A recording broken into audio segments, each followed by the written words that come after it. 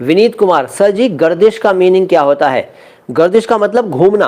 कहते हैं ना उसके सितारे गर्दिश में, यानी उसके सितारे जो हैं वो घूम रहे हैं। सितारे गर्दिश में होने का मतलब यह है कि उसके बुरे दिन चल रहे हैं, उसके दिन अच्छे नहीं चल रहे हैं, वो परेशानी में है, तंगी में है, आर्थिक परेशानी है और तरह की परेशानी है। कहते हैं ना आजकल यार सितारे गर्दिश में है, मतलब आजकल मैं बहुत परेशान हूँ, ये उसका एक अर्थ है।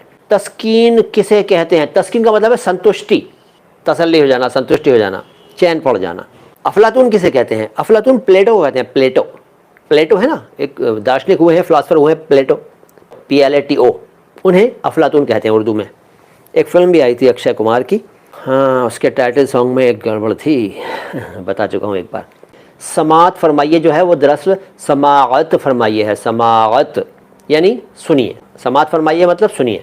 अमजद का मतलब होता है बहुत ज़्यादा शान वाला, बहुत, मैंने बताया था मजीद का, मजीद से आगे की चीज़ है अमजद, बहुत ही इज़्ज़त वाला, बहुत ही बुज़ुर्गी वाला, बहुत ही ज़्यादा काबिल, बहुत ही पवित्र, बेहद आला। अमजद, मजीद से आगे अमजद, कबीर से आगे अकबर, इस तरह से मैंने एग्जाम्पल देकर बताया था।